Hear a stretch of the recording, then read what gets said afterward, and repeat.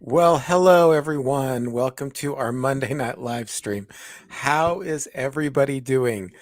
I'm running a little ragged tonight. I kind of got in a little bit late, and we were going to have a few guests, and of course, I have with me always my guest Thrash Pondo Pons. How are you doing, Mr. Thrash? Just fine. I was able to make it. To the guys who couldn't, there's always next time. But I'll be here with you, Yeah, getting us of through tonight. of course, of course. Well, you're not a guest; you're a co-host. I'm a So permanent guest. I'm like yeah, Jonathan Harris. Oh, the pain, the pain. I'm the permanent guest host. I don't get who's Jonathan Payne? Jonathan Harris Oh, from Lost in Space. To identify oh, him for the show, he was the permanent guest host or permanent guest star in his case. okay. All right. I Permanent get guest it. star. I understand now. Kind of also like Jeffrey Tambor on Arrested Development. You know, I'll, I'll, I'll buy that. he wasn't going to be there like permanently. He was going to kind of pop in and out. And he was just like, well, you know, it was either do this or Hollywood Stars. He goes, I'm in it, man. I don't want to do. I didn't want to do the tic tac toe. I said Arrested Development's a way better gig. So he became kind of instead of just a guest, a permanent, a permanent fixture.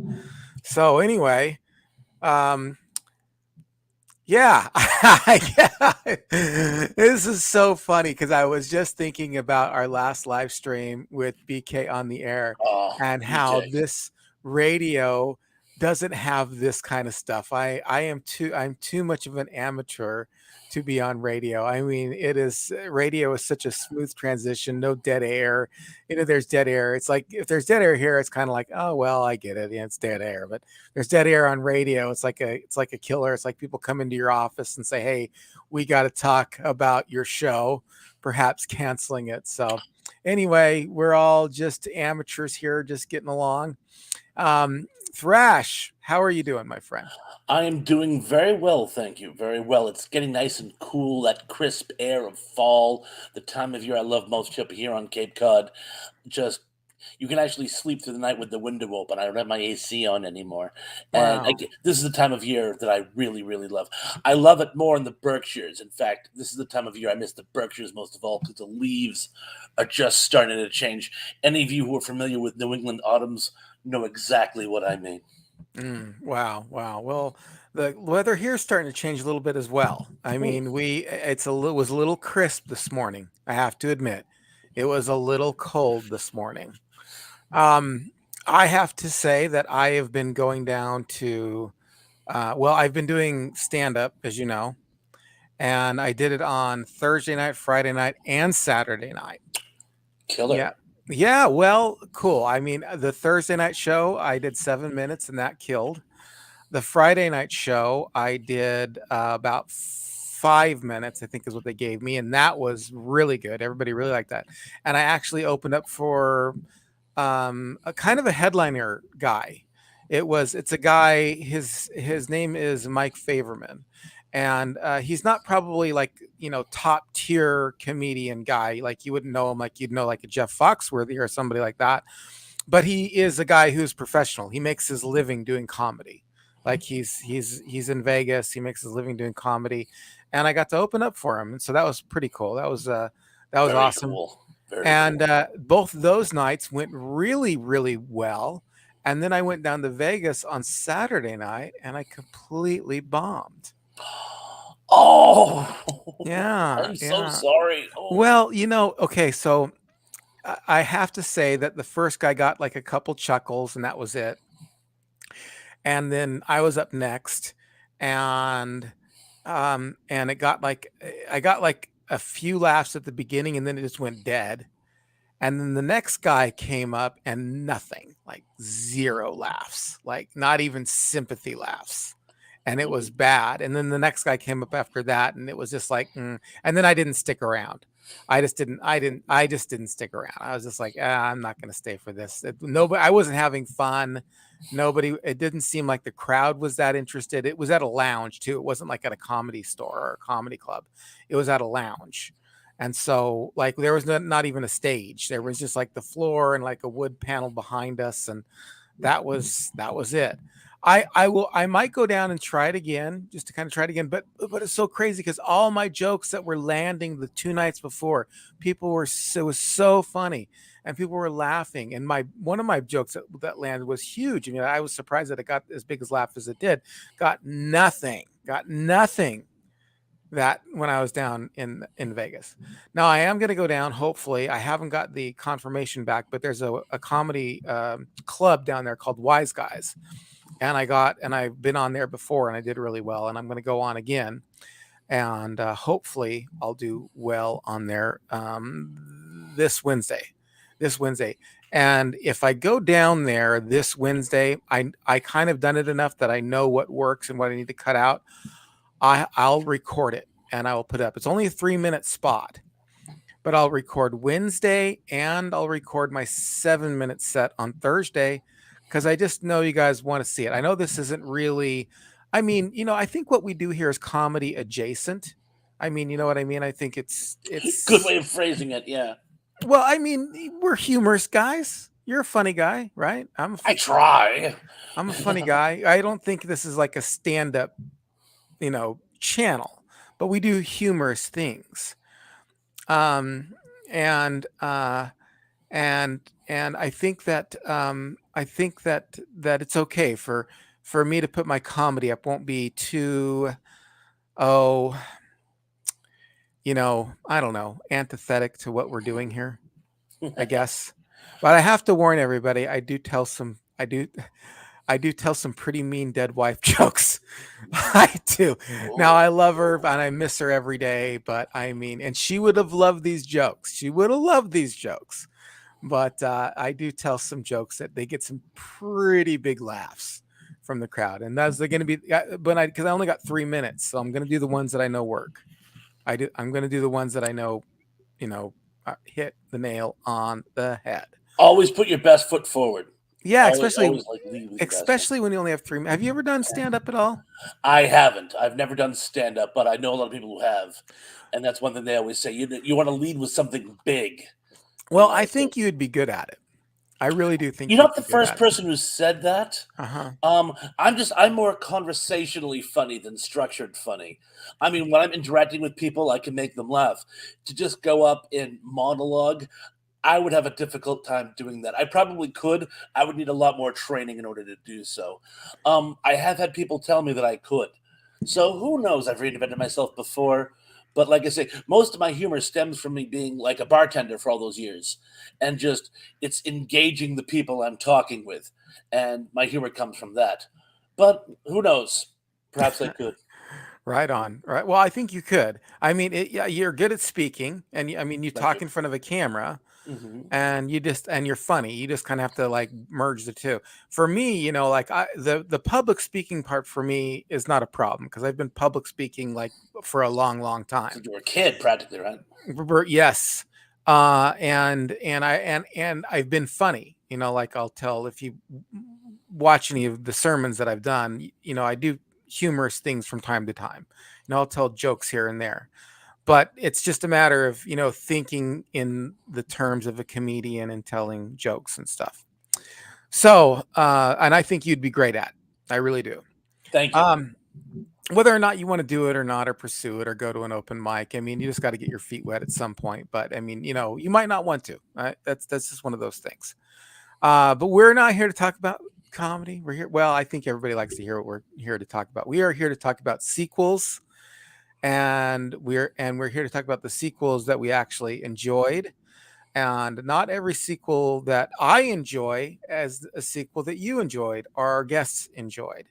So if I say something that I enjoyed and you don't like it, and you say something I enjoyed and I don't like it, that's fine. And for our audience too, you're here to ask us questions about the sequels we enjoyed, and of course, yeah, I mean, again, as everybody knows, and I've repeated myself ad nauseum, I do the podcast part, and then after the podcast, I want to do the same subject on Monday night to open it up, just in case you guys want to dialogue about what we dialogued over Zoom.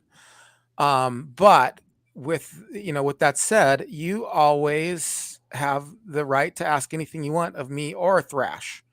We'll go off on anything, quite honestly. We'll go off and talk about anything. But before we get into tonight's subject proper, we got to say hello to some people. And I'm hoping, Let's. Thrash, that you've got your pulse. You got I your hand on the certainly. pulse of. You got your I certainly pulse. You do. got a pulse. Yes, I know you got a pulse. You got your Daryl hand. Johnson in the house. He says hi to Sarita, which leads me to my next hello, which is Sarita Abney, who says, "Hey, Hey, Lance and Daryl," hi, which and means Daryl is in the house. And look who we got here, Lance Chafin. Oops, yes. that's the wrong Ian. In regards to the nasty hurricane that is heading into the Gulf right now. Which, by the way, which brings my next point. Justin, the Braidwood Inn says, not that Ian, Hurricane Ian. Apparently, he's heading down to see the hurricane firsthand, and we wish you all the luck in the world. Oh, he is.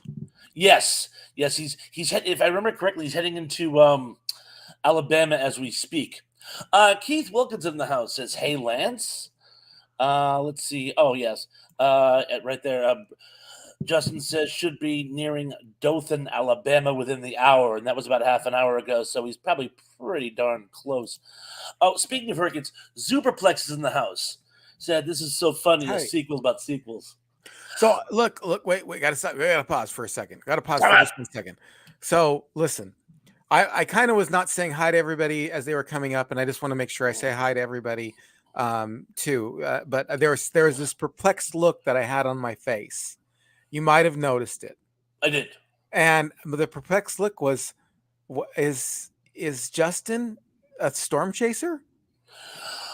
From what I understand, based on other posts I was scrolling while I was looking to see who was in the house to say hi to same, he said he's a meteorologist doing a paid internship, but is also Ah, um, doing part of vacation as well. So it's sort of like a fun trip plus a uh, business trip, I guess you could say. Ian, oh, I'm sorry, if Justin, if I'm wrong on any of those points, please correct me in an upcoming post. And speaking of hurricane, this is actually very important.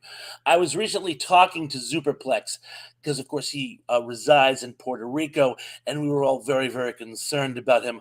Apparently, he got his essential services on rather quickly. So Superblix is doing okay. I extended the same courtesy to our friend Lee Mateus and yes, haven't heard back from him. So I don't know if he's still without power and can't mention anything or even get my messages, but we're all praying for him like gangbusters. indeed, we are. And Trey Myers, who I believe is in Tallahassee, wish you all the luck in the world. We'll be praying for you too, says, "Hi, everyone, and Lance, thanks for the heads up." I'm assuming that's something about the hurricane to which we were just discussing. Oh, and we also have Keith E in the house. Well, has Keith and Lance and everybody. has the group therapy session started yet? Hello, everyone. Group therapy. It does feel like group therapy sometimes. We're a gestalt. So Wad yeah, a Gestalt. Right, we're a gestalt. exactly. Yes. Right. Wad Jamin says hello, everyone. Hello, my friend. And let's just see. I believe that. Oh, another very, very important hello. Mr. Led, hey, folks, how's it going? Hey, Mr. Led, glad you could be with us. And then, And oh, go one ahead. thing I believe, someone I believe Keith mentioned, he goes that during the hurricane preparedness, everyone seems to buy Pop Tarts. And then we had an extended conversation about Pop Tarts. It's been Mm, decided that strawberry is the best. Oh, yeah. and Tom the Hungry Jerk says, hi, everyone. Hi, Tom. Hi, Tom. I know Emily Miller's here too. So hi, I Emily. haven't quite. I bet she's Okay, probably just done. I'm scrolling down as we speak. gotcha, We are gotcha. actually way behind in the hellos today, by the way. Ah, Ah, speak of the devil, no offense. Emily Miller says, hi, y'all. hey, y'all. She makes fun of my southern accent, which is dreadful.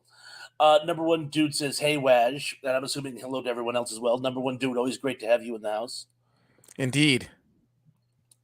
Dave Claroni says, hey, guys. Hello, Dave.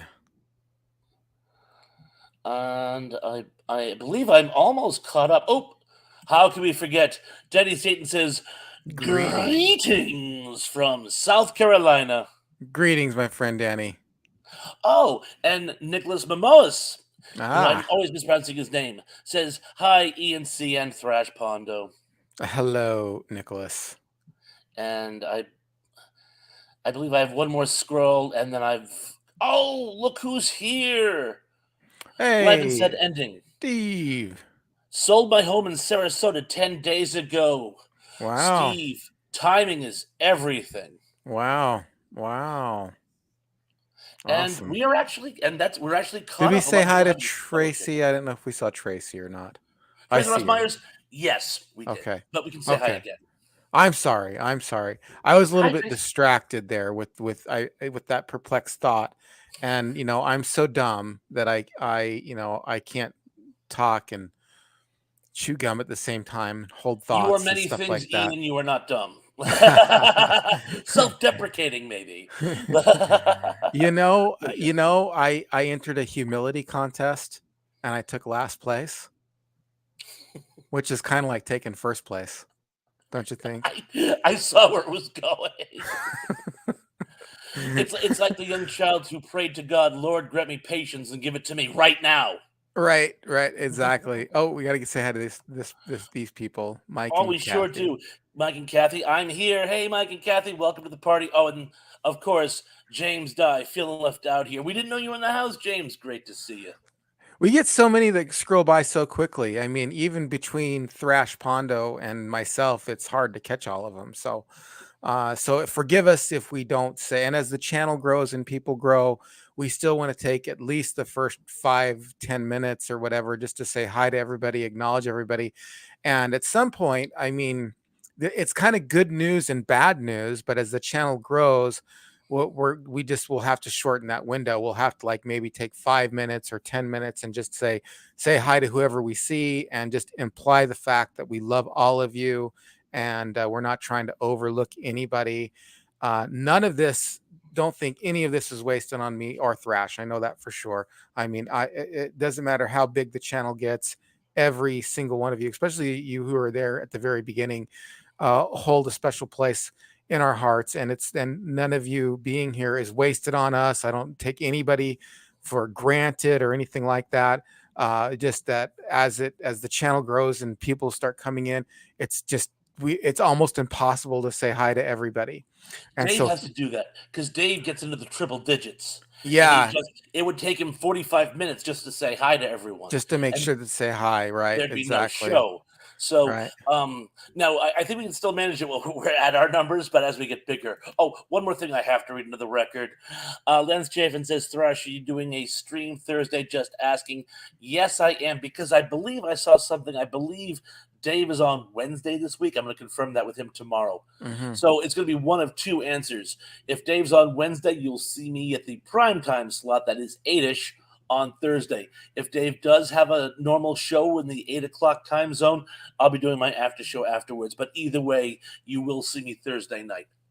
So you basically kind of have a standing Thursdays on no matter what, either the after party or the prime time, just depending on how it goes for you.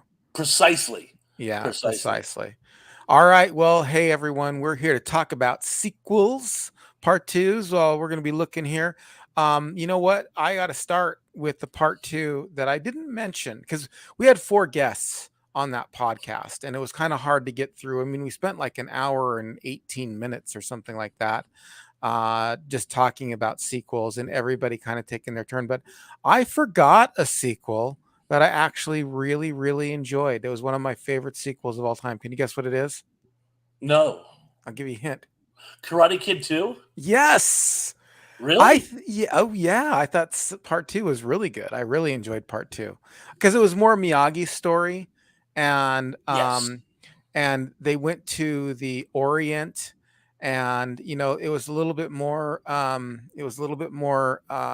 don't know, mystical, kind of a roots kind of a thing. And I thought the story was really good. And then really what made it good for me was that the bad guy chosen was I thought he was really good. I thought they did a really good job with the bad guy. He was somebody you wanted to see get beat up. He was somebody you kind of really feared as well, because Johnny was somebody that you feared, but you didn't fear for your life. He was just a bully kind of a person. This guy was Um, lethal. This is like yeah, scary he lethal. Yeah. lethal and from out of town. You know what I mean? You're in somebody else's country. It was actually kind of had an element of fear to it, unlike the Karate Kid Part 3, which was a total disaster. Which is what Cobra Kai is becoming, is a total disaster, in my opinion. I haven't even seen this last season. I've seen about 3 episodes, and I'm about fed up with it. I'll watch it just because I'm a fan. And I hear what they're going to do is I hear what they're going to do is they're going to end it in a movie. So that'll Oh. be good. I wouldn't mind that because it's got to end at some point. They just can't keep going back and forth with whose dojo is better, whatever, and how we got to shut down the other dojo. Anyway, so that was mine. Now, did you like Karate Kid 2, or did you think it was a big turd? I did like it, and I did love the fact that it was Mr. Miyagi's story, as you put it. One of the things I didn't like it does something that so many sequels do, and it's usually because either they can't afford to get one of the stars from the first one, or they just don't want to do it anymore. They couldn't get Elizabeth Shue, so she just dumps him and breaks his heart.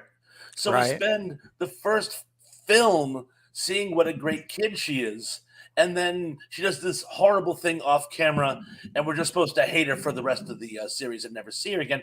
And I thought that was a little contrived. You know what I'm saying? Yeah. It didn't ring. It didn't fit the context for me.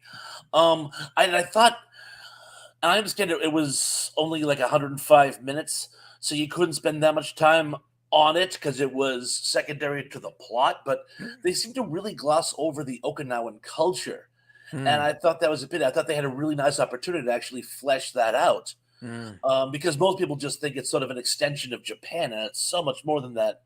And while they gave us a hint of it, I thought they could have done more. But again, that would have been at the cost of the drama uh, between the two warriors. I did like the villain. I mean, he was down, as I said before, he was downright scary, which is really funny because he's also known for being the passenger slash uh, commentator for the drag Yes. races in Better Off Dead. Better. Yep. And he does that really slick Howard Cosell impression. Yeah, I loved him in Better Off Dead. It So I was guess you he. could say I have mixed feelings about it. It wasn't my least favorite sequel. I'll at least give you that much. I thought it was a Yeah, competent sequel. but you probably didn't like it better than Karate Kid, or you I don't didn't care enough about Karate Kid to even rank them. I don't care enough about them to rank them. I'll be honest with you. I'm sorry. It's I just only got because it. my I granddaughter loves totally, Cobra Kai. I She loves totally Cobra Kai, I understand. guess. I loved Cobra Kai up until this season. I've seen 3 episodes, and it's just so, it's so juvenile. It's getting so bad. But we're not here. Let's see if we got any suggestions, guys. Give us some suggestions of part twos. Thrash Pondo and I will be happy to talk about it. Tracy Rothmeyer says Rocky 2 was okay, but the others stunk, in my opinion. Yeah, Rocky 2. Yeah, that's the show. I've not seen that movie since it came out.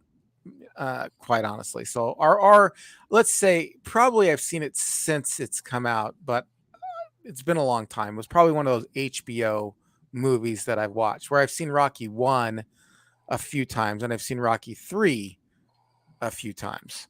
What about you, Thrash? What do you think of Um, Rocky? I love the first one. I think I may have actually liked the second one better, or at least it was a push. Mm, I thought there was just more drama in it. You know what I'm saying? right. And I love the fact that you know, it sort of fleshes Rocky's character. And he becomes three dimensional. He's not really three dimensional in the first one. It's basically a hero's journey, and heroes tend to be very, I want to say caricatures, but they generally don't flesh them out. He was fleshed out in number two.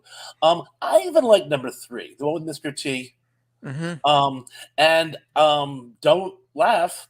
I saw four in the theaters. I was a big Cold War propaganda film buff. I liked 4. I I liked like 4 as 4. well. I like 4.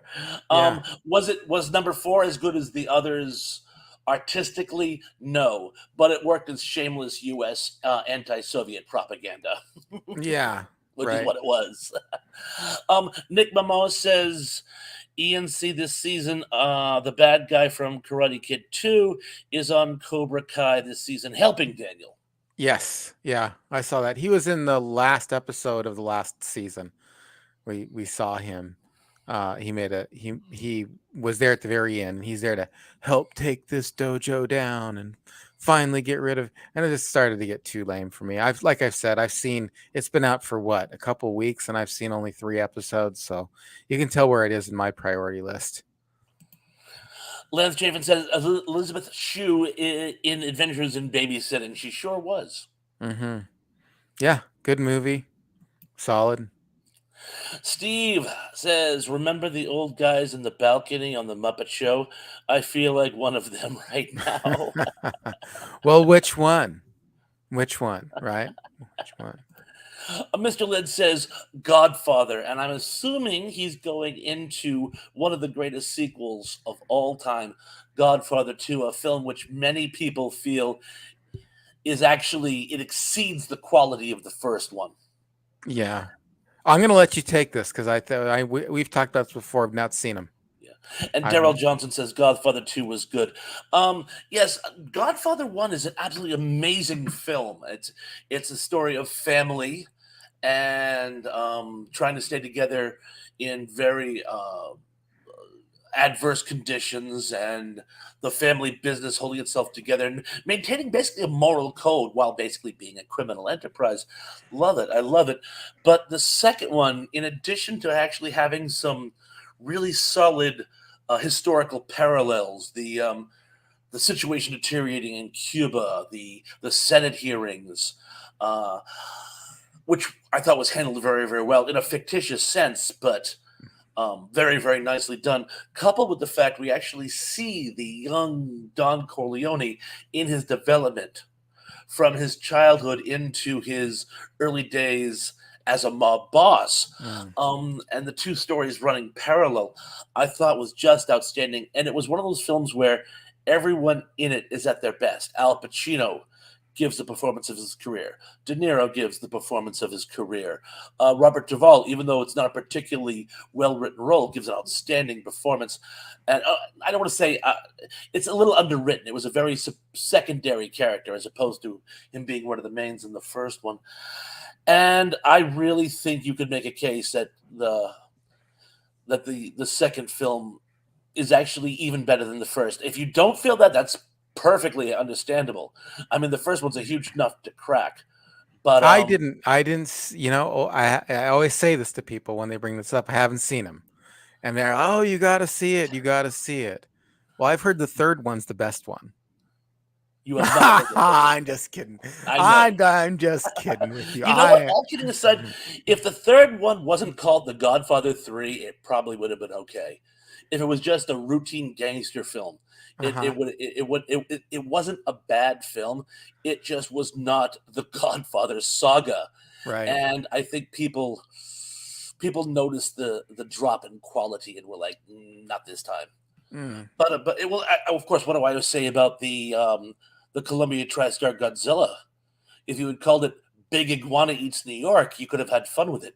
You called it Godzilla, and it was not. And I think Right. that's where you lost the audience. But Right. Right. oh, Yeah.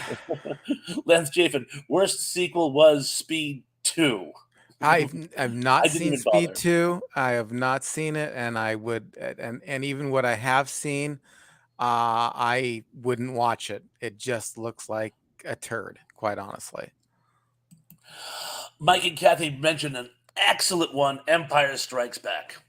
Well, again, just like you were saying, Godfather Part 2 exceeds Godfather Part 1. In my opinion, Empire Strikes Back is my favorite Star Wars movie of all time. And I love episode 4, which is really episode 1, but whatever, however you want to land that ship. The one that's called Star Wars A New Hope is a fantastic movie. Loved it a bunch. I do have a a couple podcasts on Star Wars, and I talk, and one of them was Star Wars with amendments, where I talk about some of the amendments I would have made.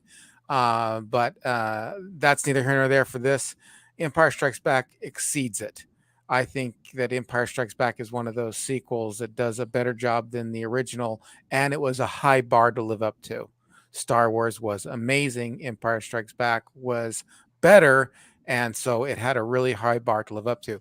What did I like about it a little bit better? Well, um, Luke's struggle, that deep soul, that the him finding himself, him becoming a Jedi, trying to become a Jedi, trying to step into things too soon, um, is obviously very relatable, especially with my background in the martial arts. I've been there.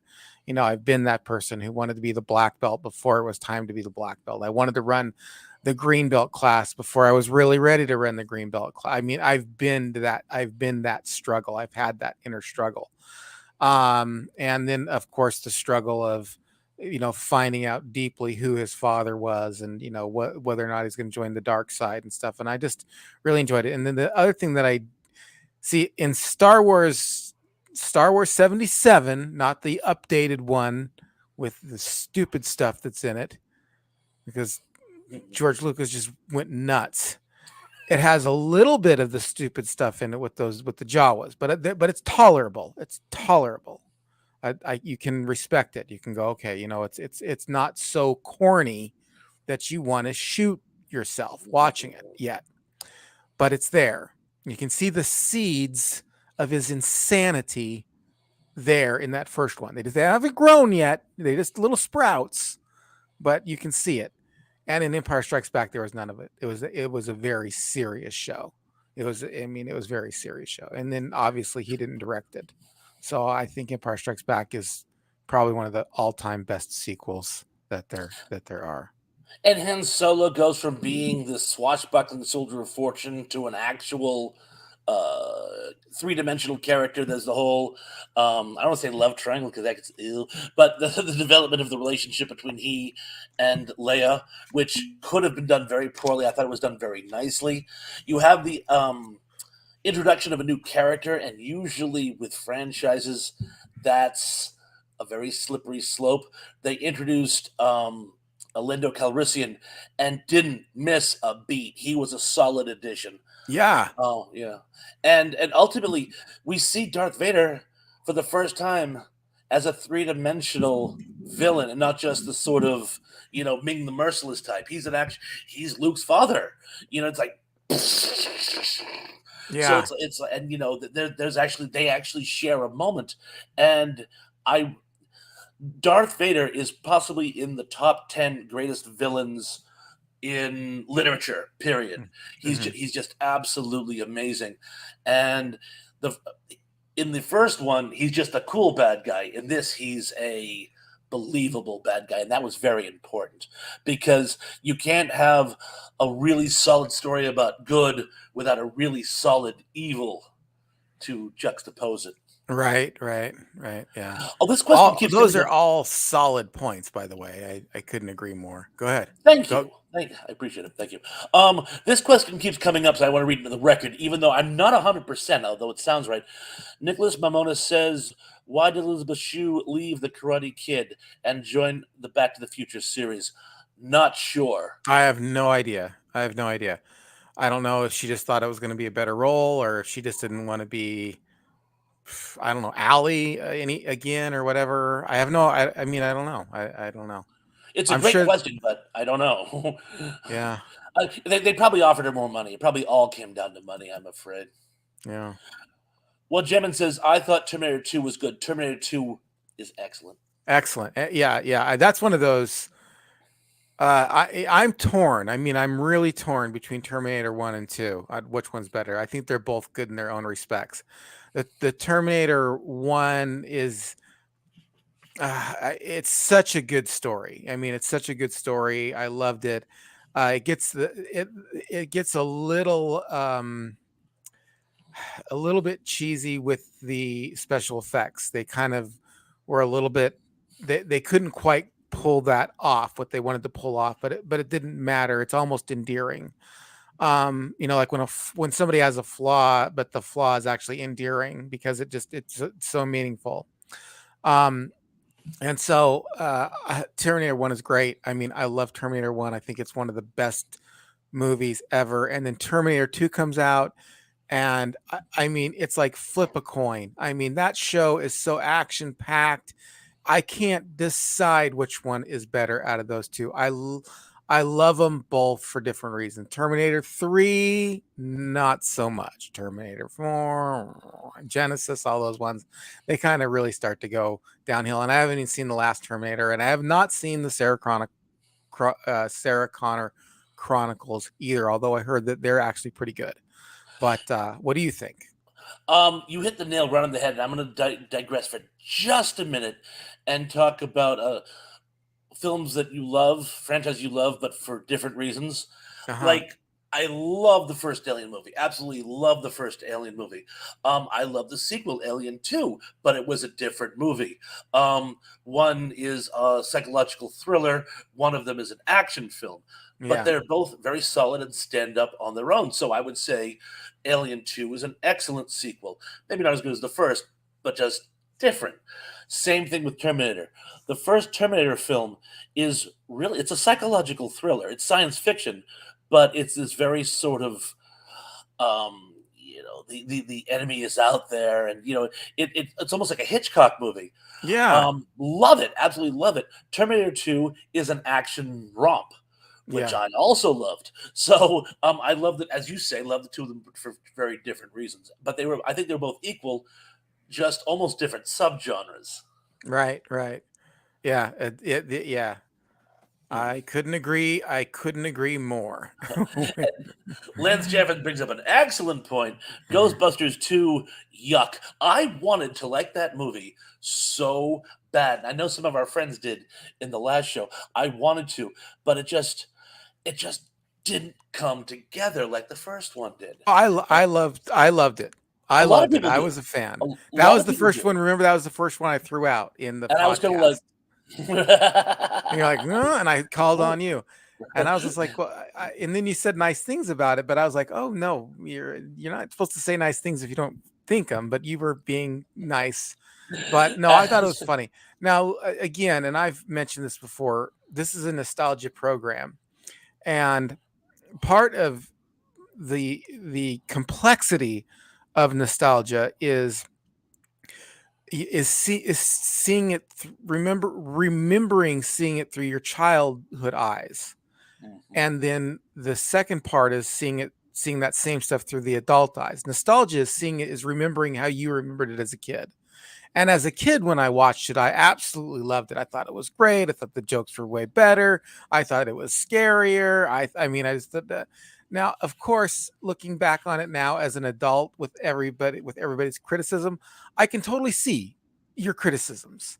I can see that. But just as in the nostalgic aspect of it, even when I see it today, I still am taken back to when I saw it then in the theater the first time and wanting to jump out of my chair, when the ghost comes. I mean, it was so I don't know. I still really love it because it just has a nostalgic effect on me. That the first one's a better movie, yes, indeed, it sure is. But that second one, I can't get past that.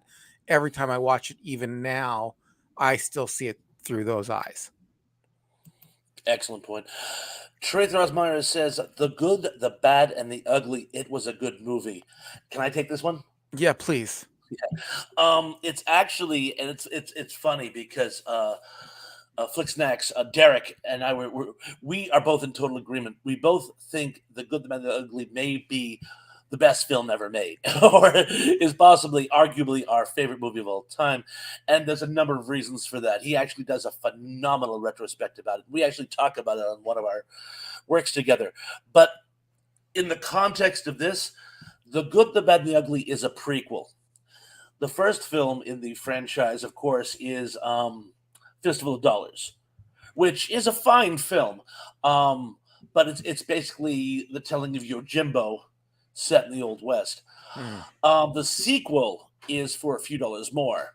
And most people will tell you in that case the sequel is actually better than the original. A lot of people like For a Few Dollars More better, possibly because of the now in this Lee Van Cleef plays a good guy, and he and uh, Clint Eastwood team up, and the chemistry between the two of them is outstanding when they're on the same side.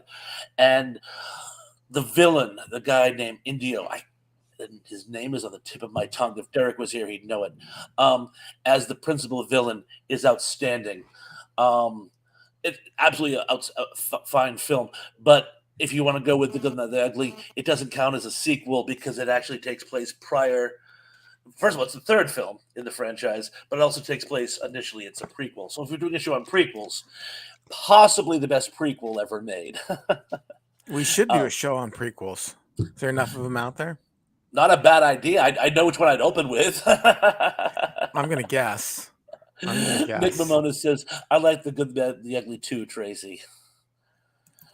Oh, and Mike and Kathy say definitely aliens. Apparently, they like aliens the better of the two. Oh, okay. Right on. Well, good. Let's just see. Justin There, says, "Sorry guys, have to check in. I will catch the replay later. Thanks. Peace out." well, thank you, Justin. Sorry you couldn't make it tonight. Hope everything works out for you. Somebody in the chat asked this question, and I don't remember. I just remember reading it. They said, but I want to read it into the record now while it's on my mind still, and I didn't, things kind of get nutty. And they said, Avatar 2, is that gonna suck? I was like, well, as because Avatar, like I wasn't a fan of Avatar 1, so just so you Really? know. Oh yeah, really. I No, thought it I was a honestly, God, terrible movie. I didn't know you didn't like Avatar. I didn't like Avatar. Huh. I did not like it. Was no, I did not like Avatar at all. Everybody raved about it. I thought it was fun to see the 3D. That was fun to go to a 3D movie. But no, I thought it was too politically pushing.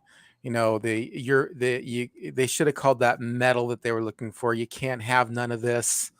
And they should have called the people that come to the planet the exploiters. I mean, it was just too formulaic for me. Well, one And of the then reasons why, and well, this is I'm not done criticizing this I'm dang sorry, film, my sorry, sorry. friend. The Continue. stuff with the being plugged into the thing, and then they use that same thing to have sex. I mean, that's a little weird, man. It's a little. This is like, okay, you got to plug your hair thing into the deal, and then okay, now we're gonna be intimate, and so you plug your hair thing in. It's like that's hmm I don't know how to feel about that. Yeah, Anyway, that was odd. but the one thing I did like about it was I thought that it was really cool that the guy had a twin and the twin was in a wheelchair, and that he I thought that was pretty cool. But other than that, I didn't care for the show. Go ahead. What were you gonna say? Sorry. Well, I didn't mean to step on your toes, but long story short, well, no, you know how James Cameron, when he did Terminator, he was sued by Harlan Ellison because he shamelessly ripped off Harlan Ellison's works, even though he swears to this day he never read Yes. Demon with the Glass Hand or Soldier or I Have No Mouth and I Must Scream. Oh well. So what he did was he learned a lesson when he did Avatar. It's an amalgam of every science fiction book he read as a kid. In fact, I do a post actually where I name about 12 of them because Hmm. I could, oh, he got that from here and he got that from there and he got that from there and he got that from there.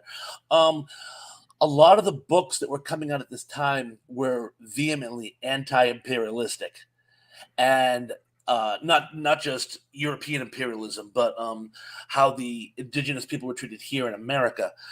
As a result of which, the literature was flavored by that. So, making a futuristic anti-imperialist message almost kind of went with the territory. I mean, he's basing it on the word for world is forest and Call Me Joe and Dances with Wolves and not Dances with Wolves, the other one, Little Big Man, and so did he hit you over the head with it? Yeah, but that's because the literature he was reading was loaded with stuff like that at the time.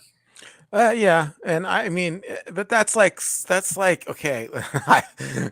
It's gonna sound bad. That's like when your dog's turds really stink, and let's say your dog's trying to explain that they stink because of all the different food they ate.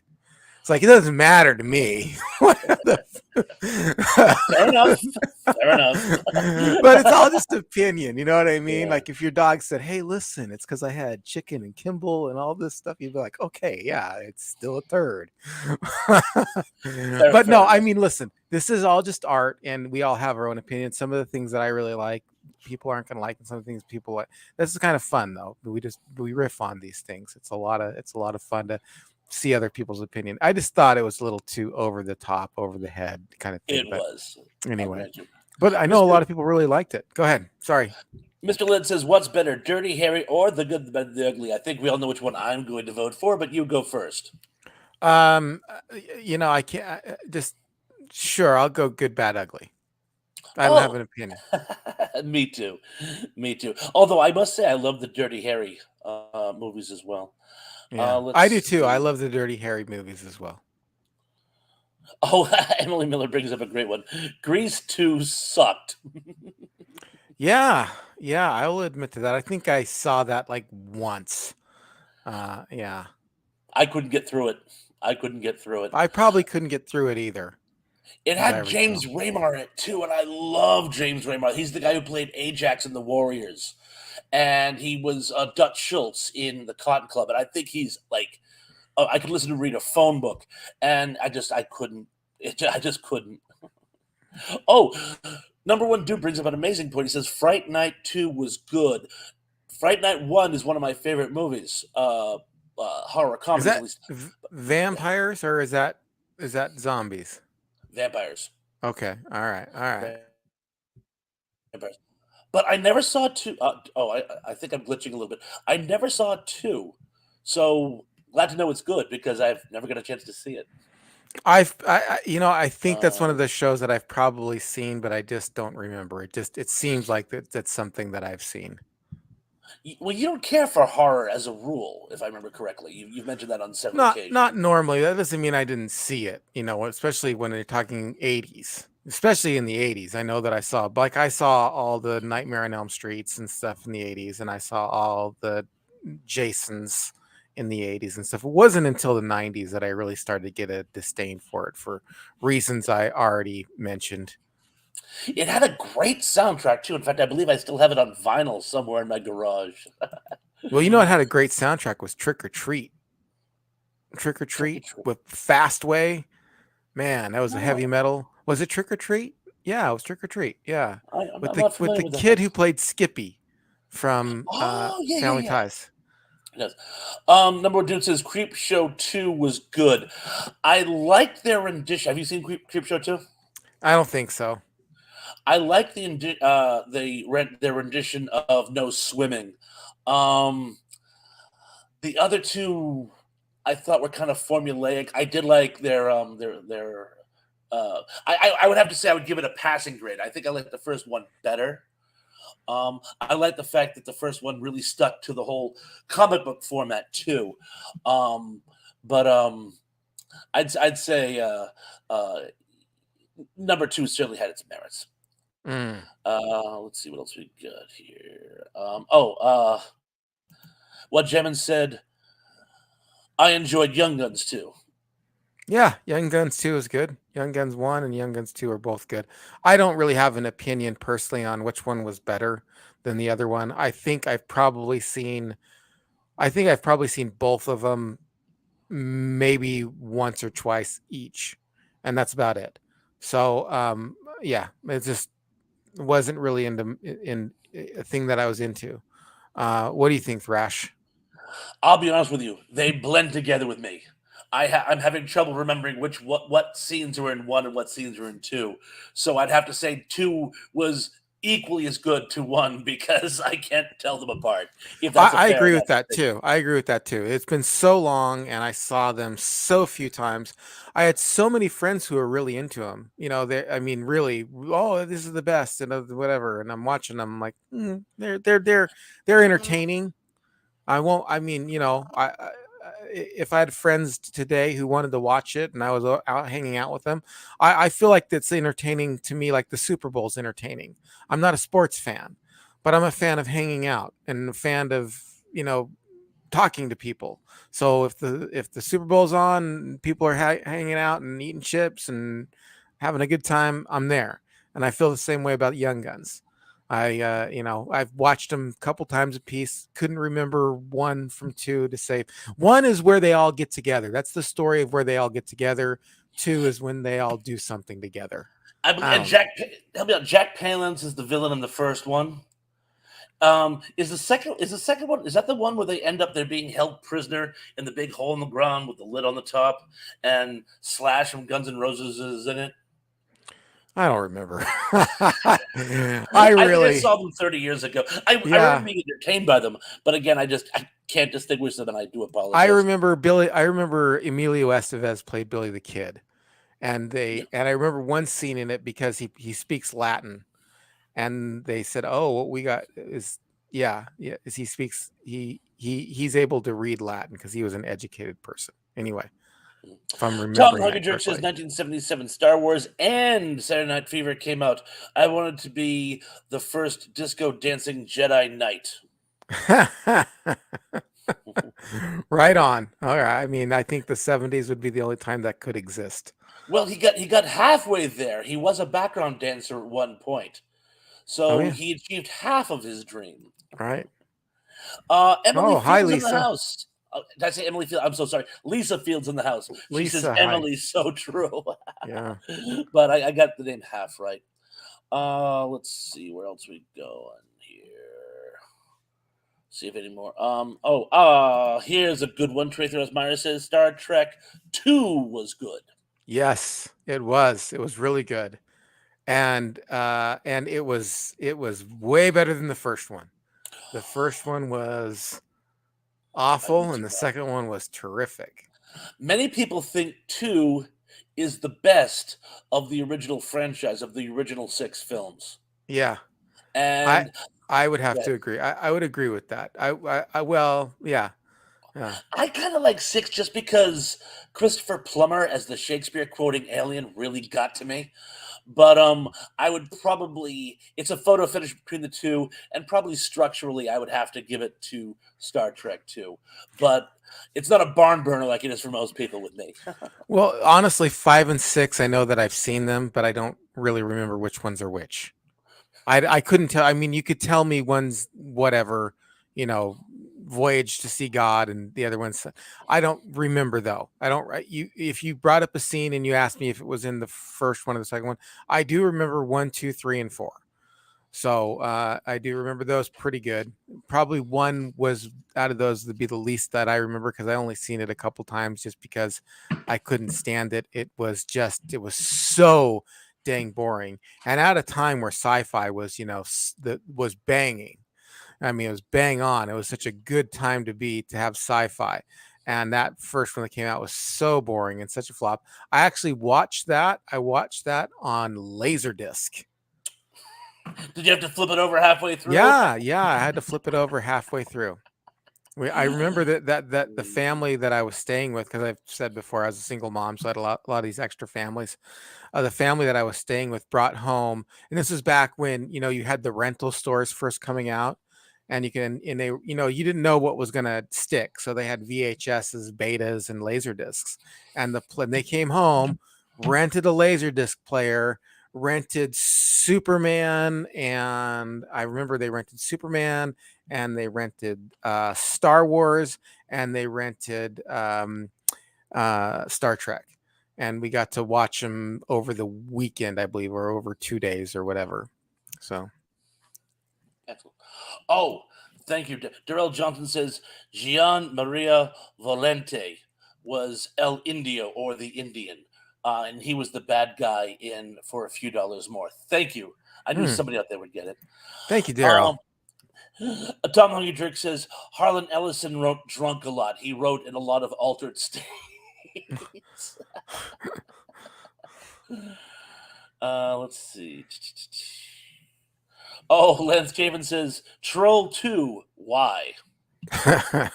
I don't know. I don't know about Troll One either. So I mean, whatever. Or no, what isn't Troll Two? Isn't that like that classically bad film? Like, isn't that one that's like? Is it? All I remember, I saw it drunk out of my mind, and I believed Jennifer Aniston was in it.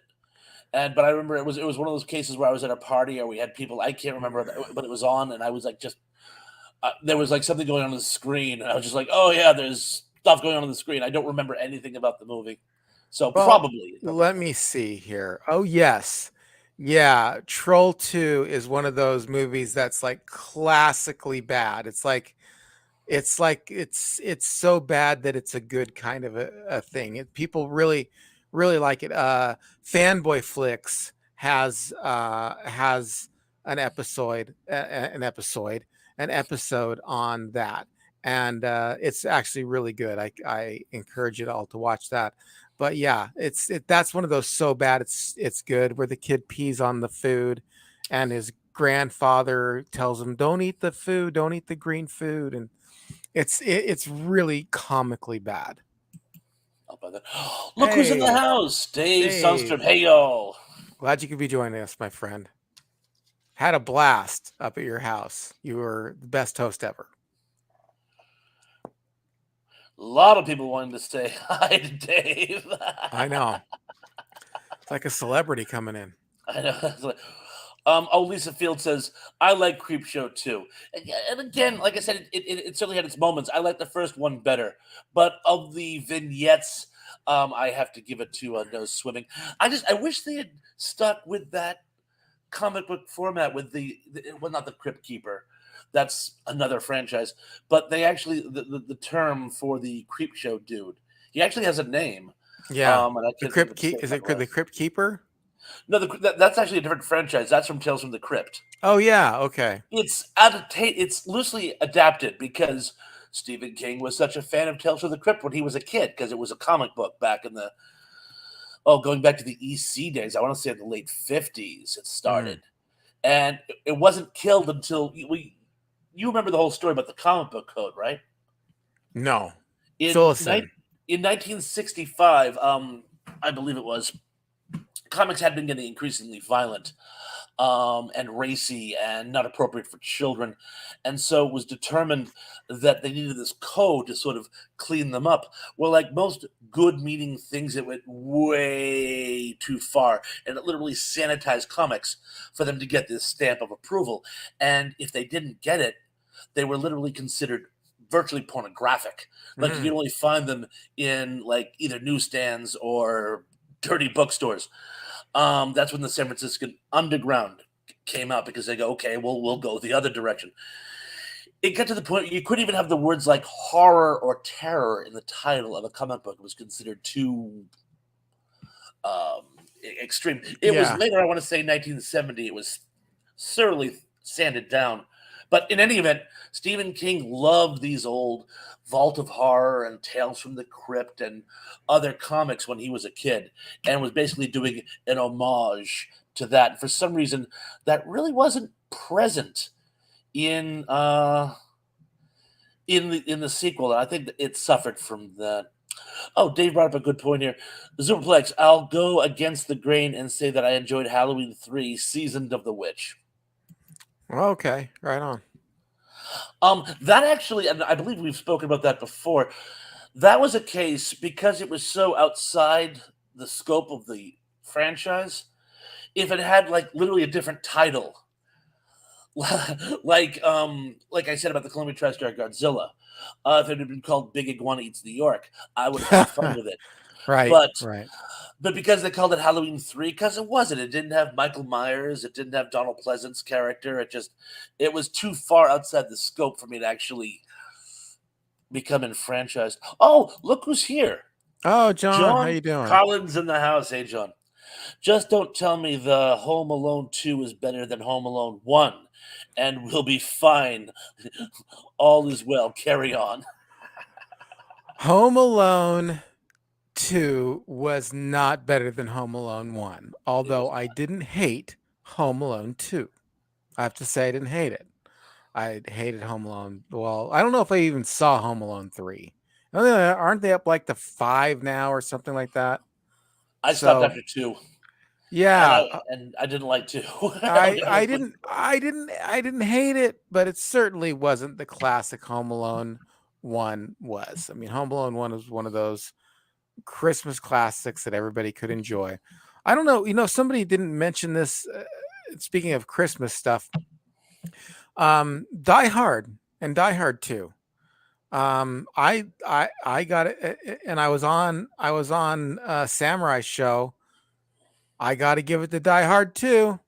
I'm sorry, I do. I have to give it to Die Hard 2. It's a Better solid better movie. show.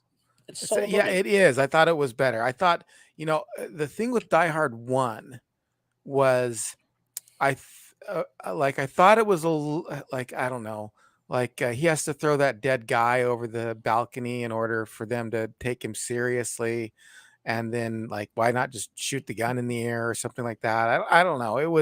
There was some things in there that I didn't quite care for. The cop that shot the kid and then shoots the guy at the end. His character arc I thought was really super weak. I didn't even care.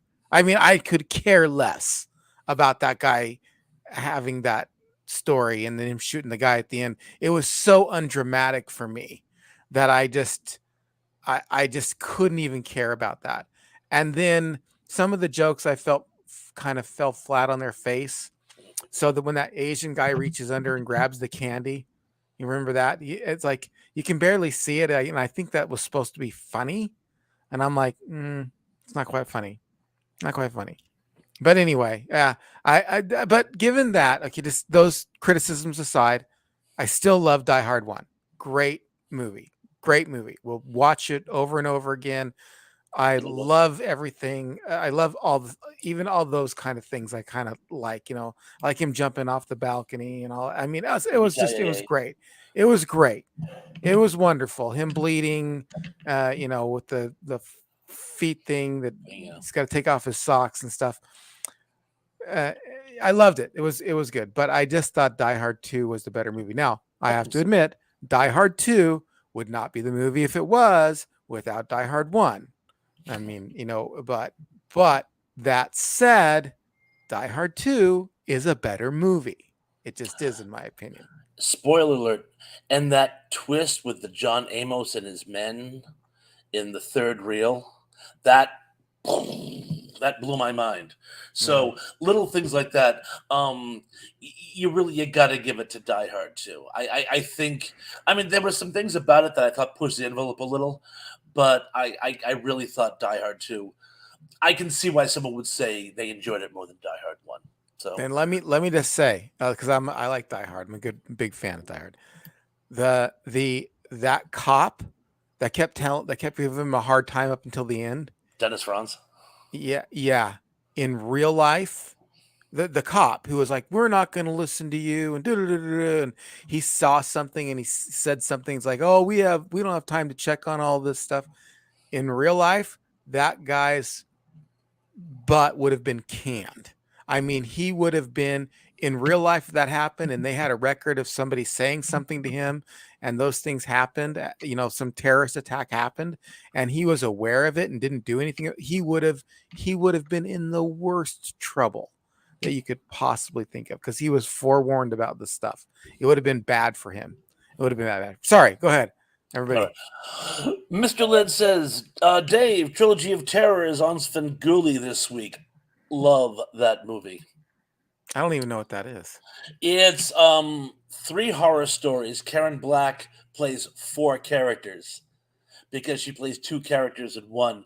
So it's basically a showcase of Karen Black doing a horror anthology. And it's a great cult film from the 70s. Probably best known, the best, or at least in my opinion, the best story involves a girl who buys a really creepy looking doll that she finds out is this sort of uh, demonically possessed African warrior totem. And they say Hmm. you can't let the necklace fall off or the thing will come to life and kill you. And of course, what does she do? And she's basically chased around her apartment by this totem doll. And it is like just one of the it's funny and scary at the same time. It's a great film. But again, it's a horror film. So and as far as sequels go, Darrell Johnson says The Road Warrior, Oh which some yeah. people say is the best sequel of all time. Some people do. I don't know if it's the best sequel of all time, but I certainly like it better than Mad Max. for sure. And that's another thing you and I differ on. I loved Mad Max. It's a completely different film. Although, do you know that in the lore, and I didn't even know this, I read this years ago, but I didn't know it when I first saw them when I was in high school.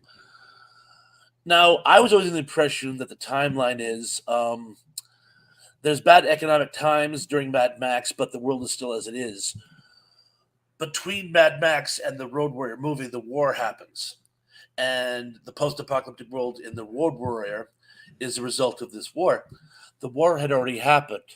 World War III between the United States and the Soviet Union in the Mad Max universe happened before Mad Max. And Australia, while it may have survived the war because it was in the southern hemisphere, is Mm, experiencing a complete economic collapse because it has no global support network. And that's hmm. why things are going downhill. That's why gangs are taking over. So I never knew that, but like I say, up until fairly recently. So it's a cute little tidbit. But Mad Max, of course, is dystopian. The Road Warrior is post-apocalyptic. And Yeah. ooh, James Dye mentions one that I gotta throw into the ring. I just saw this the other night again. I pulled it out, was watching in my garage. Return of the Living Dead. Absolutely outstanding I, horror comedy. what now? Which you got to remind me of which one that was. Was that the one where the two guys they get exposed to the gas and then Mm-hmm. they're dead and they don't know it and Know it. they start to get these cravings and the paramedics come along and like, well, you don't got a heartbeat, but hey, obviously you're alive. There's something wrong with our instruments. And they actually tip us off because in the opening sequence, the tar man is released from the canister, but he doesn't attack them. Why? Because they're already dead. When Bert, the Oh boss, yeah. comes over to kill the zombie in the freezer cooler, he runs right past Freddy and the other guy, James Karen, I think is his name in real life, but runs right past him and straight into Bert. He doesn't even acknowledge the other two again because they're already dead. So the movie is tipping us off, and that is classic Dan O'Bannon. Give the audience little hints, see if they pick up on it before the final reveal, when the paramedics say, "Oh, look, you're dead." And the thing and if I ever do a retrospect on this, and I have about 8 retrospects I have to do, one of them is Ernie Kaldenbrunner, the neighbor with the crematorium, Hmm. is a former Nazi. And there are so many Wow. clues to that. First of all, Ernst Kaldenbrunner was an actual German Nazi commander during World War II. The one in the movie would probably be his son or nephew or something. He'd be far too young. Hmm. Koldenbrummer, if he had escaped Germany, he was executed. But let's say there was a body double and yada yada blah blah blah. He would have been in his 90s by this time, so it couldn't have been him. But he's listening to German uh, marching songs while he's doing his night work. His pistol is a German military sidearm. The pipe he's smoking is a German style pipe. My grandfather used to collect pipes.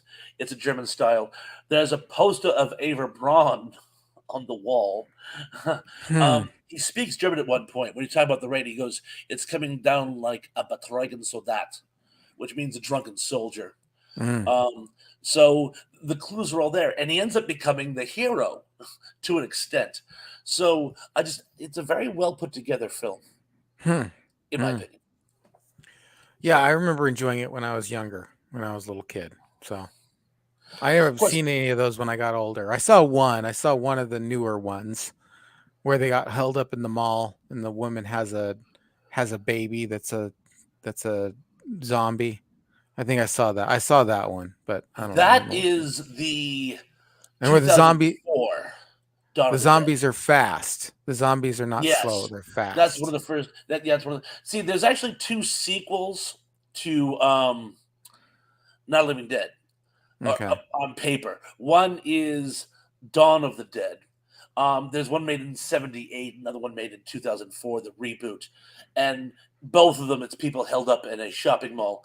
And then there's Day of the Dead, which when George Romero died, he was actually working on a remake. He envisioned Day of the Dead. He called it. It was going to be his Gone with the Wind of zombie movies. He could just never get the financing.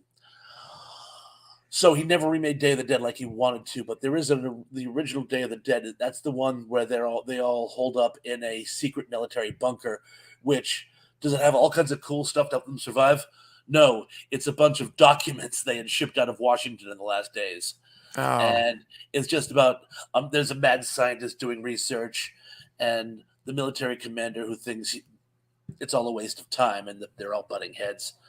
And that's actually a pretty good movie as hmm. well, but it suffered from lack of budget. I'm afraid. Let's see. Oh, What other movies Z- we got to rip on here? Superblick says, and he was the villain in A Fistful of Dollars as well.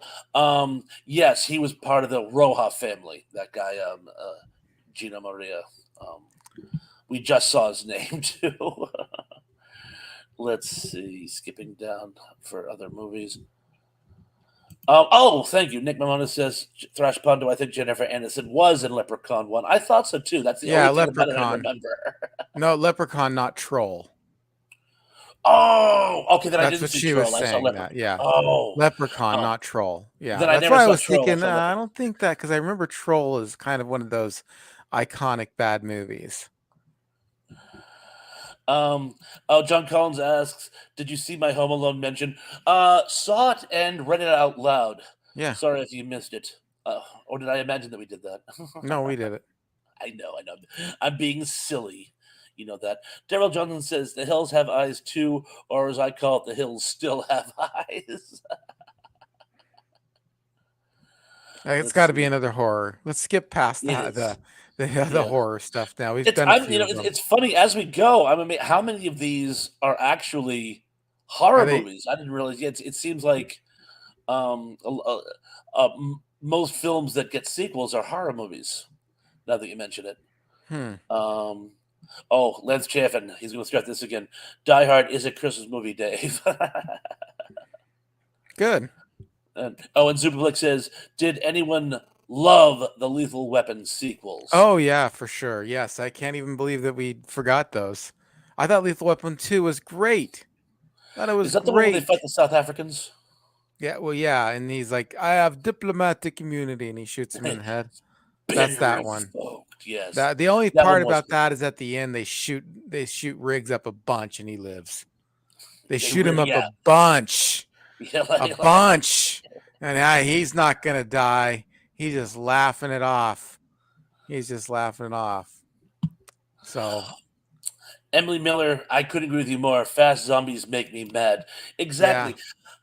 How? I mean, I know zombies. You have to kind of press your imagination to believe in them in the first place, but how can they be faster than regular humans when their muscles have actually atrophied? It just doesn't make sense. It's right. like pushing the envelope that has already been pushed to the breaking point.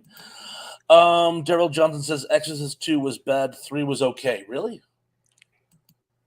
Um,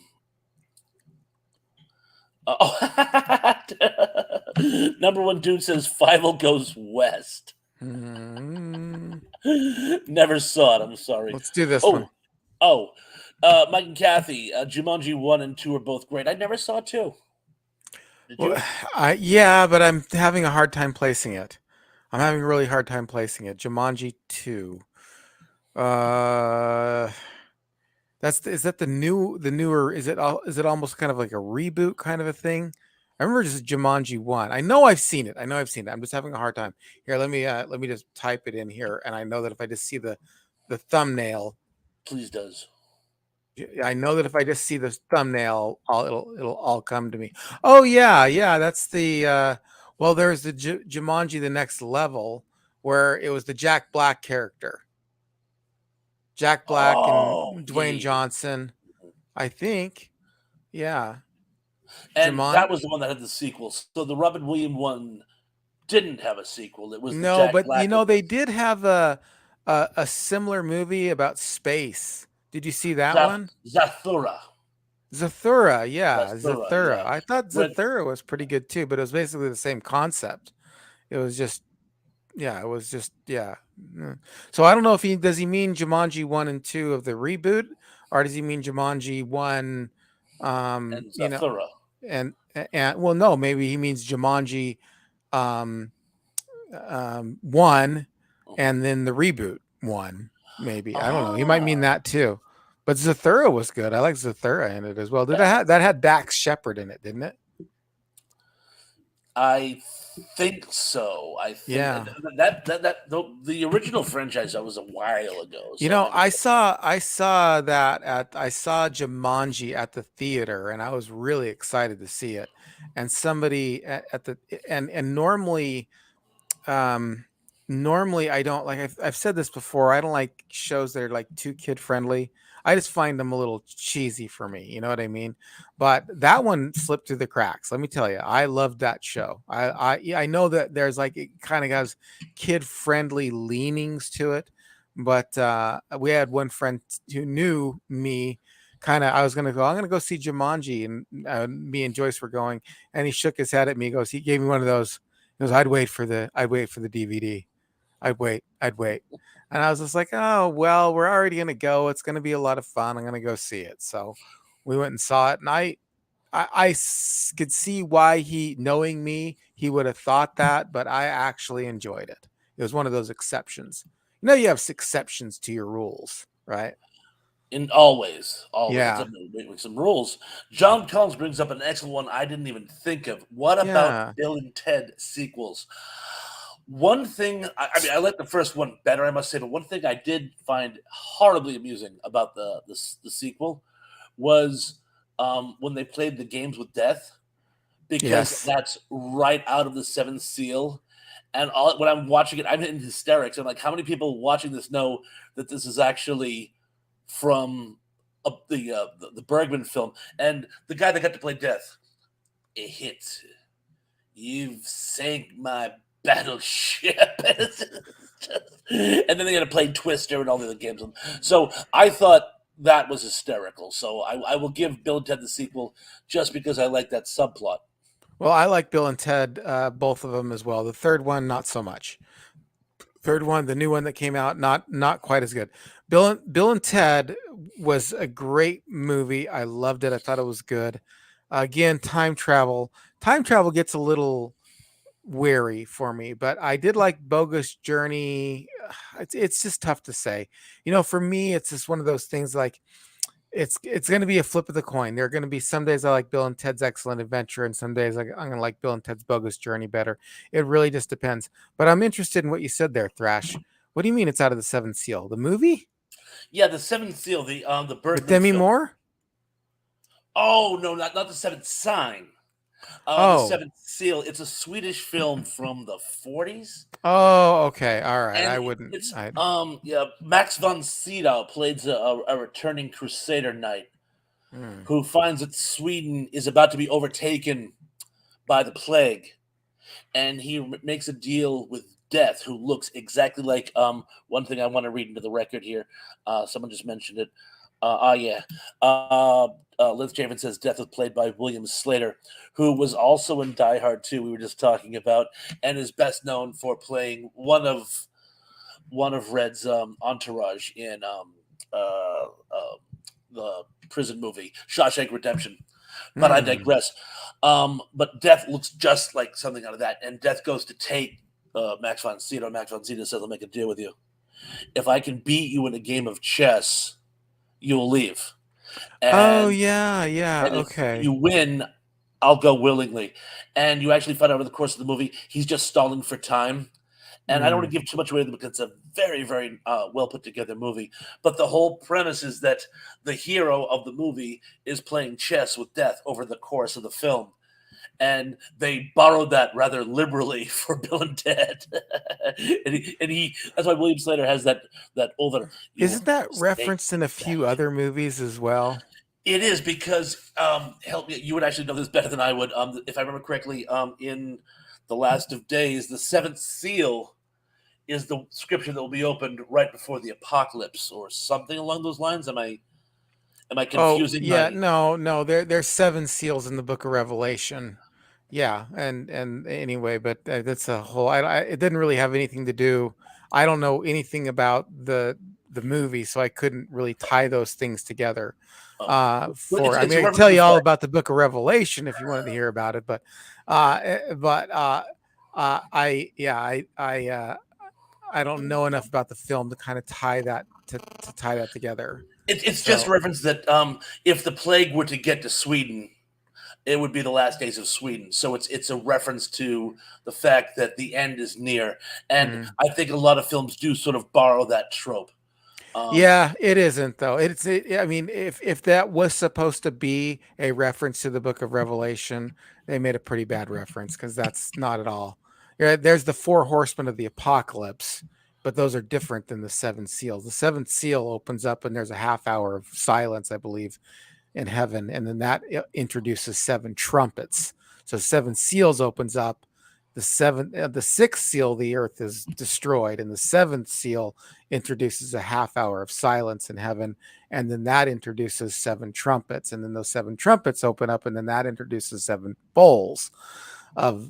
So anyway, yeah, if they meant that, then they didn't read the Book of Revelation very I, well. I I think it was more just a colloquial expression, meaning shit's about to get real. Yeah, yeah, exactly. I think you that's know, exactly what it means. People that's one of those things that it's misquoted so much. constantly. Yeah, I misquote that things all the time. You yeah. know. Let's read this one here. Oh, let's. Danny Staten says Trancers 2 way better than 1. I'm not familiar with trancers. Are Must you? confess, I'm not either. I mean, I'm I'm not. familiar with it, but I never saw it. Oh, I don't even know. I'm not even know the movie.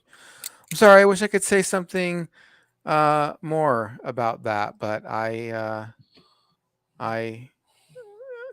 I don't know too much about it at all. Like I'm not even familiar with the movie, so I'll have to look it up. Emily Miller says Carlin was a comic god. She means George Carlin from Bill and Ted. Yeah, but Yeah, you're a big comic now too, by the way. I'm gonna So be. yeah. I hope I'm gonna be. I'm doing really well. I'm doing really well, and I am related to George Carlin, by the way. You meant that is like so cool. You mentioned that like when I first met you, and I remember always thinking that was so cool. We should talk about it someday. Well, you, Um, if you want to, I mean, can you? I don't know if you can. Some people, when I say that, finally, they go, you know what? I can kind of see it. They back before he had the gray hair and he did the ponytail tied back. Some people say that. Some people don't. I mean, I don't know. It's not like it's close enough that it leaves any big mark on me. I take more after my mom's side, but some people say, "Oh yeah, I can kind of see when he was younger." Not dissimilar. You were not dissimilar. So yeah, Hmm. I can see it. I'm trying to picture you with a goatee as opposed to the full beard. Zubulek says, "Oh, spoiler alert! End of the film, everyone's died. Yes, and they go dancing up the mountain. It's a great scene. Pity you spoil it for everyone." Superplex. Which one? That's Which film? the Seventh Seal. Oh, okay. That's how it ends. You actually find out that they've been dead for actually some time, Oh, and that was the meaning of life. Monty Python. They're all dead. They ate the salmon look mousse. on the bright side of death. Da-da, That's da-da, the da-da. other one. Oh, can I ask you a That's question? the life of Brian. Not of Brian. I Yes. know, but that's the first thing that popped into my head. I want to ask you a question, and I want to step on your toes here, but just out of curiosity, when that film came out, it got a lot of flack because it was seen as being anti-Christian, and they said they never said anything anti-Christian. It's a totally different story that just happened to be concurrent with the teachings of Jesus. Hmm. So they said they weren't trying to be sacrilegious. What is your counsel? Do you think they were pushing the envelope? Do you think No, I don't think that. Look. I think The Life of Brian's a funny movie. I watch it. I do think, and it wasn't. Obviously, Brian kind of parallels Christ at the time of Christ. I do think that they were kind of making a jab. I do think they were saying this though, that if you're religious, you're kind of gullible.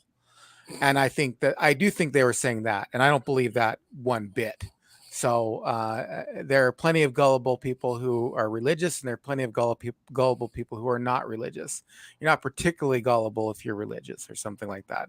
I do think they were saying that about. They were kind of tongue in cheek saying that, and I didn't care for that. But who cares? I mean, I don't have to agree with everybody on everything to enjoy a movie.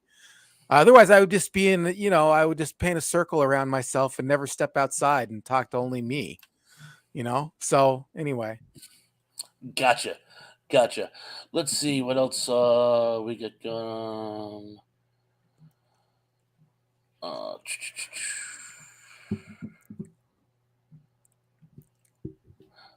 oh, Emily Miller says the end of the world trope gets old. Yeah, it does. It does get old. Oh, and Danny Staten here says you don't know what entertainment is till you see Jack Death single a trancer. I have all the parts on DVD. Right. I'm Right. kind of ashamed that I haven't seen it. I Now that you I mention have it, to I have to watch it now. Emily Miller says I feel like your humor is a bit different than Carl and Zoe. Maybe he got really political in the. I liked his insights and stuff like a place for your stuff, and the drug stuff that he did was real funny, and he was very insightful. I thought it was great, but yeah, it would be different. But we were both very humorous people. I was always the class clown in school, and I always cracked up making jokes and stuff like that. So yeah, it's a bit different though. It is a bit different. My stand-ups certainly certainly different, but you'll have to see. It's coming soon. It's coming soon to a YouTube channel near you. It's actually kind of morbid. It's actually a little bit morbid. I'll be honest with you. It comes off a little morbid. Be careful. All right. Go. Lisa Field says the Great Muppet Caper.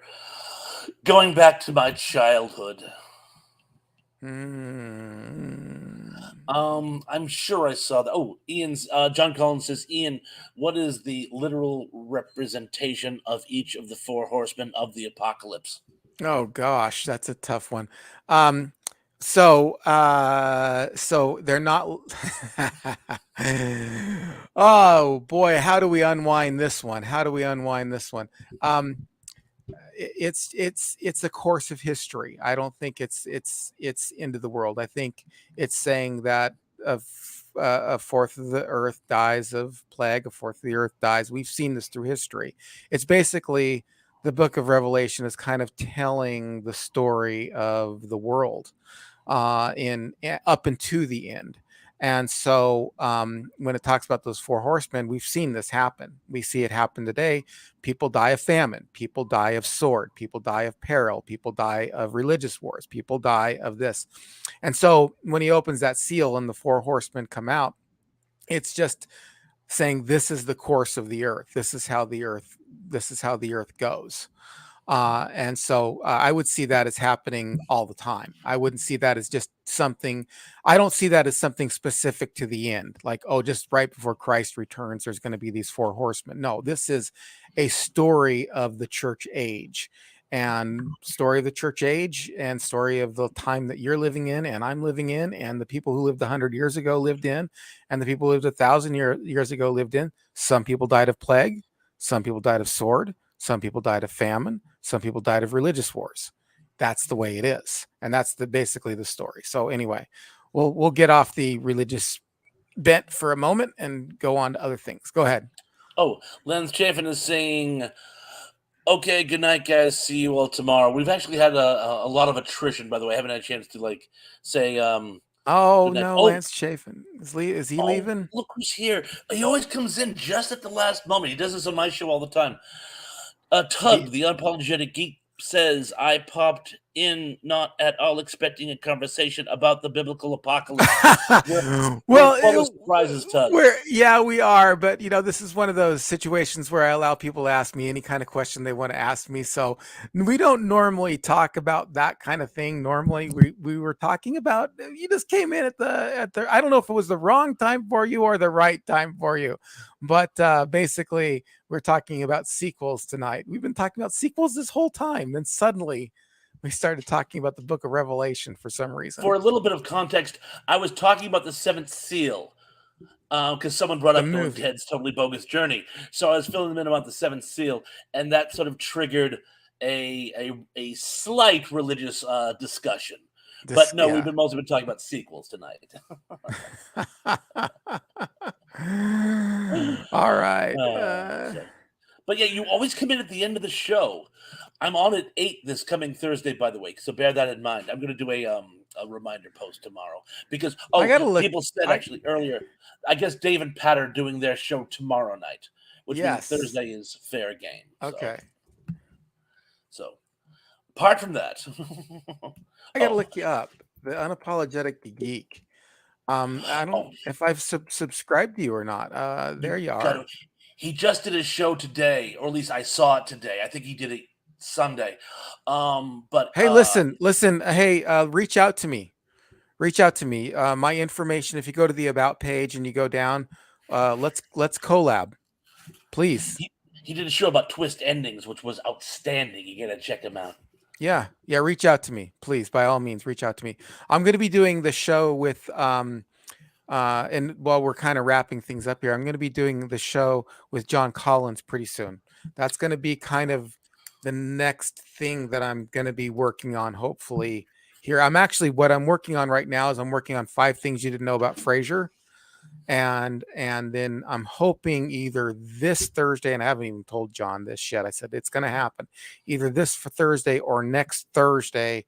I want to do the show on special needs in pop culture through the 70s, 80s, and 90s, how those have movies about that and how those have been portrayed. So yeah, for sure.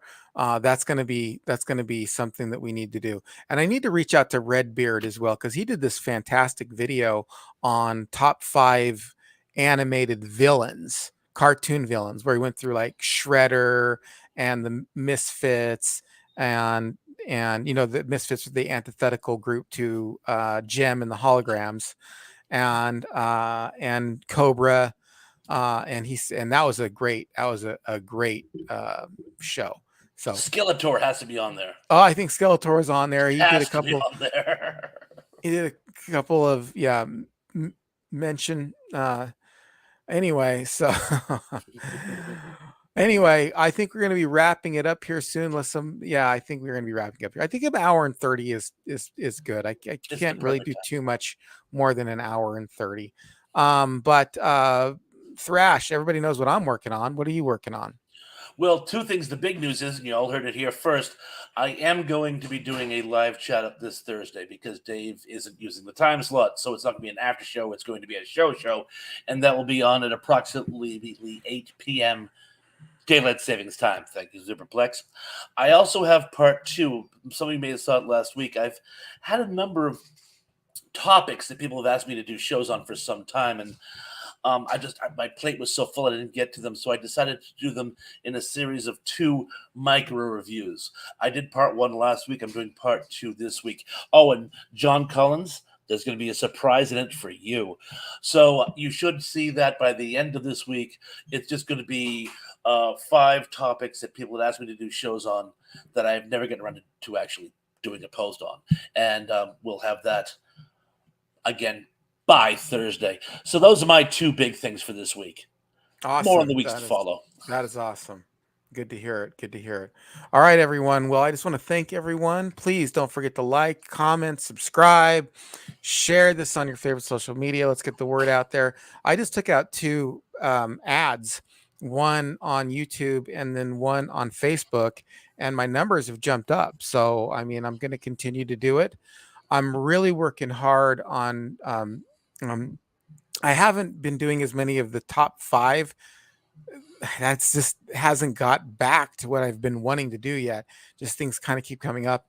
What's been coming up lately is one of the kids at work. He broke his shoulder, and I've had to go with him to Vegas every Monday because Monday is normally when I do those shows. When I do that, and then not I do that, and then I work on it throughout the week. I film it and then I edit it and stuff. So hopefully his shoulder's going to get healed up, and then I'm going to be back on those, but I am working on the one right now with the 5 things you didn't know about Frasier. So I want to thank everybody. I mean, really, you guys are awesome. Love you all. You mean so much to me. I really mean this. None of this is wasted on me. None of it is wasted on me. I know you feel the same way, Thrash. It's just like we appreciate every Single one single of them. subscriber and every single comment and every single person who decides to show up here. So, all right, guys, good night. And we will talk to you guys all again real soon. Reach out to me, though. Uh, Tug. yeah. He goes by Tug. It's easy to roll off the tongue. All right. Reach out to me, Tug. Take care.